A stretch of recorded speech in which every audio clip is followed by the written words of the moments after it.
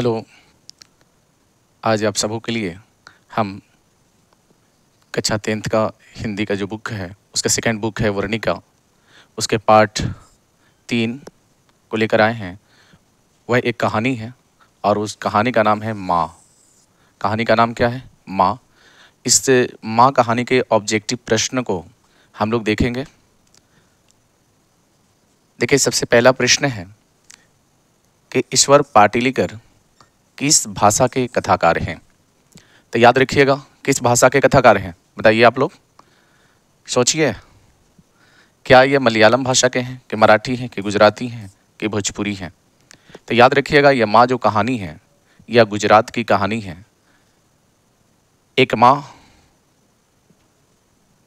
एक अपनी बेटी को किस प्रकार से उसको अपना प्यार देती है, उसी पर यह पूरा कहानी है। और वह बेटी जो रहती है वह पागल रहती है। तो ये गुजरात की कहानी है। तो ये कहानीकार जो हैं, कथाकार जो हैं, ये कौन सा भाषा के हैं? गुजराती। तो इसका सही जवाब क्या होगा? गुजराती। चलिए नेक्स्ट प्रश्न देखते हैं। अगला प्रश्न है कि मंगू की बड़ी बहन का नाम क्या था? यानी जो पागल लड़की थी ना, इस कहानी में जो पात्र हैं, उसकी बड़ी बहन का नाम पूछा जा रहा है कि उसके बड़ी बहन का नाम क्या था। आप लोग थोड़ा देखिए इस ऑप्शनों को। क्या कामू नाम था, कि निमी नाम था, कि गीता या लक्ष्मी? तो याद रखिएगा, मंगू के बहन का जो नाम था वह था कामू। चलिए नेक्स्ट प्रश्न देखते हैं। अगला प्रश्न है, ये देखिए, ये सेकंड चैप्टर का प्रश्न है। ये लक्ष्मी के पति का क्या नाम था? गलती से इसमें आ गया है, तो याद रखिएगा, लक्ष्मी के पति का क्या नाम था? तो याद रखिएगा, लक्ष्मण नाम था। ठीक है, ये सेकंड नंबर जो चैप्टर था वो ढहते विश्वास, उसका ये प्रश्न था। अगला प्रश्न है कि किस नदी के बांध के नीचे लक्ष्मी का घर था? ये भी सेकंड नंबर चैप्टर का एक क्वेश्चन है। चलिए इसको भी कर लेते हैं। तो याद रखिएगा, कौन सा नदी है? देवी नदी के नीचे उसका घर था। अगला देखते प्रश्न कि मंगू को लोग कहाँ भर्ती कराने की सलाह देते थे? तो मंगू एक पागल लड़की थी, इसलिए गांव के लोग उसके माँ को हमेशा सलाह दिया करते थे कि इस मंगू को क्या कीजिए, आप लोग अस्पताल में भर्ती करा दीजिए। मंगू को लोग कहाँ भर्ती कराने की सलाह देते थे? तो याद रखिएगा, कहाँ कहते थे? अस्पताल में भर्ती कराने के लिए कहते थे। चलिए अगला प्रश्न देखते हैं। अगला प्रश्न है कि जन्म से ही पागल है। आप बताइए, लक्ष्मी की पपाती की सीता या मंगू, कौन है जो पागल थी, जन्म से ही पागल थी? बताइए, लक्ष्मी? नहीं, ये तो सेकंड चैप्टर में आपने देखा कि एक बांध टूटती हैं जिससे इसके पूरे घर बर्बाद हो जाते हैं। इसके पति का नाम लक्ष्मण था। पपाती, इसे मेंजाइटिस का बुखार लगता है, ये चौथे चैप्टर में हम लोग पढ़ेंगे। सीता, ये सबसे लास्ट वाले चैप्टर में पढ़ेंगे। लेकिन इसमें जन्म से ही पागल कौन थी? मंगू थी। याद रखिएगा, कौन थी? मंगू। चलिए अगला प्रश्न देखते हैं। अगला प्रश्न है, मंगू की माँ अस्पताल को किसकी उपमा देती थी? आप लोग बताइए, किसकी उपमा देती थी? क्या माँ अस्पताल को पाठशाला मानती थी, कारागार मानती थी, छात्रावास मानती थी या गौशाला मानती थी? तो याद रखिएगा, मंगू की जो माँ थी वह अस्पताल को गौशाला मानती थी। तो इसका सही जवाब होगा गौशाला। चलिए अगला प्रश्न देखते हैं। अगला प्रश्न है, माँ कहानी किस भाषा से अनुदित है? कन्नड़ है, गुजराती है, तमिल है, उड़िया है?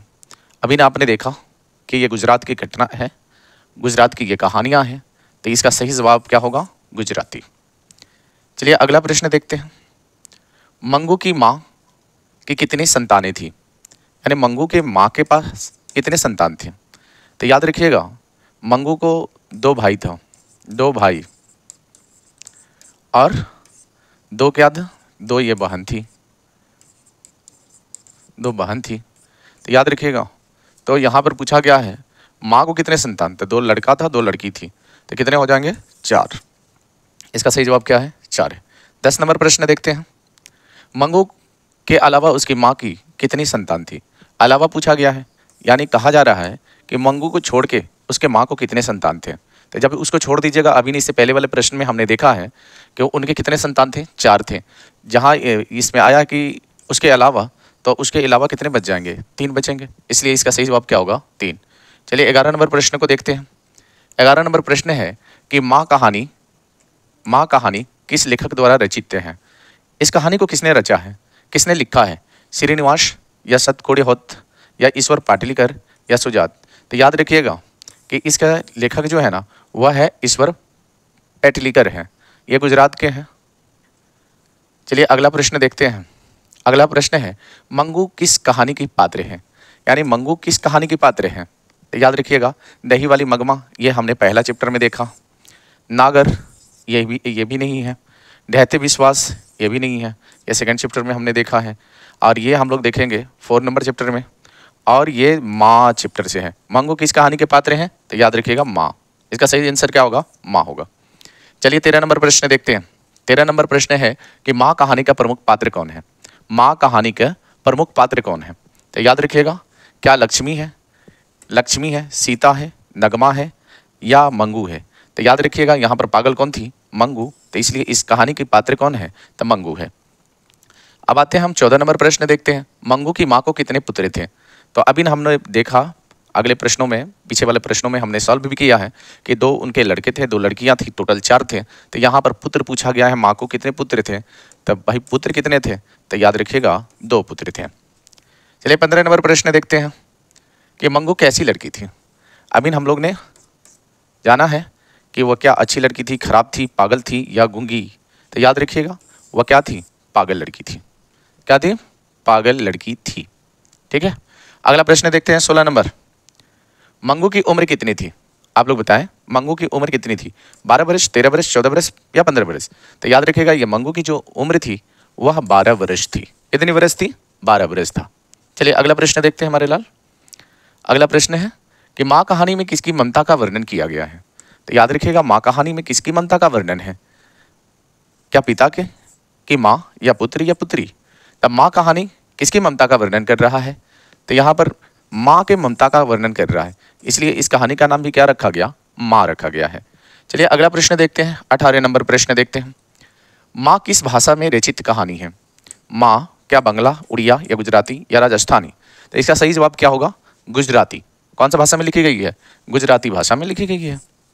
चलिए 19 नंबर प्रश्न देखते हैं कि किसके पागलपन में सुधार देख लोग मंगू की माँ को अस्पताल जाने की सलाह दे रहे थे? आप बताएं कि किसको देखा था लोग? कुसुम को कि पुष्पा को कि गुड़िया को कि सोनी को?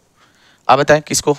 देखिए एक कुसुम नाम की लड़की थी उस गांव में, वह पढ़ाई करती थी, पढ़ते पढ़ते वह पागल हो गई थी। उसके माँ बाप ने उसे पागल खाने में भर्ती करा दिया, अस्पताल में भर्ती करा दिया। वहाँ पर क्या हुआ कि उसका इलाज चला और वह ठीक हो गई। इसलिए लोग का मानना था कि जब कुसुम ठीक हो सकती हैं तो क्या मंगू क्यों नहीं ठीक हो सकती? तो याद रखिएगा क्या होगा इसका सही आंसर? कुसुम। चलिए 20 नंबर प्रश्न देखते हैं। ईश्वर पाटलीकर की रचना है, क्या है? लाल पान की बेगम, खून की सगाई, ढहते विश्वास या सिरचन? तो याद रखिएगा पाटलीकर जी का जो रचना है वह है खून की सगाई। चलिए अगला प्रश्न देखते हैं। माँ कहानी किनके द्वारा अनुदित है? माँ कहानी किनके द्वारा अनुदित है? B.R. नारायण, B.R. चोपड़ा या गोपाल दास सागर या ईश्वर पाटलीकर? बताइए कौन है? माँ कहानी किनके द्वारा अनुदित है? 21 नंबर प्रश्न का आप लोग आंसर बताएं क्या होगा इसका सही जवाब। तो अभी माँ कहानी किनके द्वारा अनुदित है? किसके द्वारा अनुदित है? बताएं। B.R. नारायण, B.R. चोपड़ा या गोपाल दास सागर या ईश्वर पाटलीकर? बताइए इसका आंसर क्या होगा? तो इसका सही आंसर होगा गोपाल दास नागर। गोपाल दास नागर। चलिए आगे हम लोग देखते हैं। मंगू को पागलपन का रोग कब से था? 6 वर्ष की अवस्था से, जन्मजात या 10 वर्ष से या इनमें से कोई नहीं? तो याद रखिएगा जन्मजात था। चलिए अगला प्रश्न देखते हैं। अगला प्रश्न है कि मंगू जिस अस्पताल में भर्ती होती हैं वहाँ के कर्मचारी हैं, वहाँ के कर्मचारी कैसे हैं? व्यवहार कुशल हैं, क्या अव्यवहारिक हैं, कि कठोर स्वभाव के हैं या अनुभवहीन हैं? तो याद रखिएगा वे लोग कैसे हैं? व्यवहार कुशल हैं। 24 नंबर प्रश्न देखते हैं कि माँ जी में मंगू को अस्पताल में भर्ती कराने के बाद परिवर्तन हुआ। माँ जी में क्या परिवर्तन आया? बहुत प्रसन्न हुई या पोते की सेवा में लग गई या वह भी पागल हो गई या इनमें से कोई नहीं उत्तर है। तो याद रखिएगा इसका सही आंसर होगा कि माँ जी भी क्या हो गई, पागल हो गई। बेटी तो पागल थी ही, लेकिन बाद में क्या होता है, माँ जी भी क्या हो जाती हैं, पागल हो जाती हैं। चलिए अगला प्रश्न देखते हैं। अगला प्रश्न है कि माँ कहानी में कौन पागल था? पागल कौन है?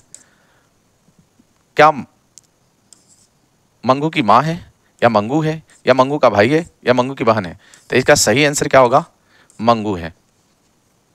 अगला प्रश्न हम लोग देखते हैं। अगला प्रश्न है कि इस तरह पागल पुत्री को तो एक माँ ही पाल सकती है, या किसकी युक्ति है? यानी ये बात किसने कहा, डॉक्टर की माँ जी के पुत्रे ने, कि समाज के लोगों की, या अस्पताल के कर्मचारी? तो याद रखिएगा इसका सही जवाब क्या होगा, समाज के लोगों की। ठीक है, चलिए इसी के साथ हम क्या करते हैं कि आज का वीडियो यहीं पर समाप्त कर देते हैं। फिर आपको नेक्स्ट चैप्टर के साथ फिर उपस्थित होंगे। जब तक के लिए दीजिए इजाज़त। जय हिंद, जय भारत।